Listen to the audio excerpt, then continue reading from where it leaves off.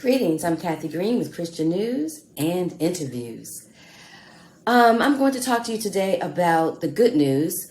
The Supreme Court has sided with athletes in terms of compensation for their hard work. You know, in the Bible, in 1 Timothy 5:18, the scripture says, the workman is worthy of his hire. In other words, if someone's doing work for you, that person deserves to be paid. That person deserves to be in some way, shape or form compensated. And as you all know, athletes have been working for years, bringing money into colleges, and they've had to sneak around, do things under the table to get money. And it's not right. It's just not right. I'm going to share with you part of the article, which talks about this great news. It says the Supreme Court on Monday said that the National Collegiate Athletic Association, NCAA, cannot strictly limit certain benefits for student athletes as a means of protecting their amateur status, delivering a blow to the behemoth organization as it confronts efforts to allow collegiate athletes to receive some financial compensation. The High Court ruled unanimously in favor of the student athletes and finding the NCAA violated federal antitrust laws with its restrictions on academic-related benefits, with Justice Neil Gorsuch delivering the opinion. The decision is the most significant involving antitrust laws and the Athletic Association and to come from the Supreme Court in decades.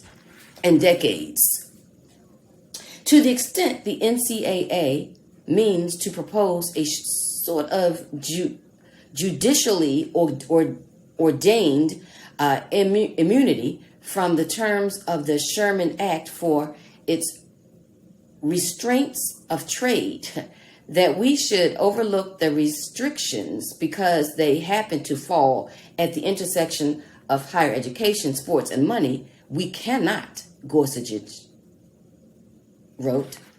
The Supreme Court's decision involves only a subset of the NCAA's compensation rules, those restricting education-related benefits. But Judge Brett Kavanaugh warned in a concurring opinion that the NCAA's business model of using unpaid student athletes to generate billions of dollars in revenue for the colleges raises serious questions under the antitrust laws. Now, I'm going to post this article below. I'm not going to read the entire article because I know you can read for yourself.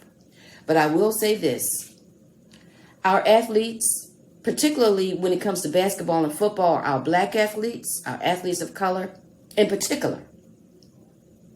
And I'm not saying that other athletes are not going through this, but because of the huge number of black athletes in football and basketball, I have to single them out.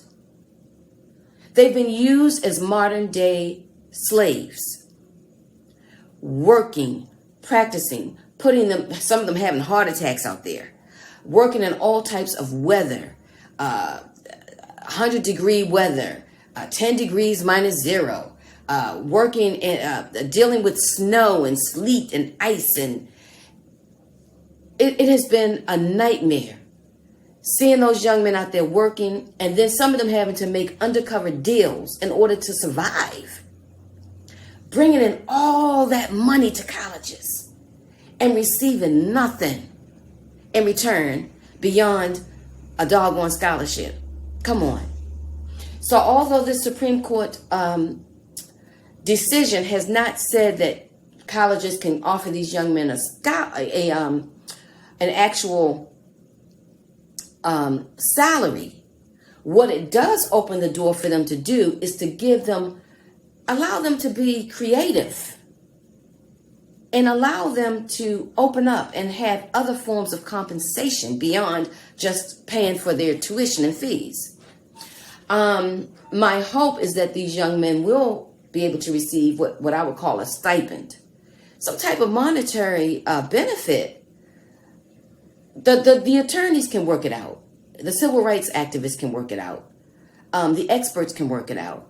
What I do know is that slavery days ended many, many, many moons ago. And we cannot have these young men slaving out there, working for free, getting nothing in return, while they bring in millions upon billions for the colleges. Enough is enough, and I'd like to thank the Supreme Court. A workman is indeed worthy of his hire.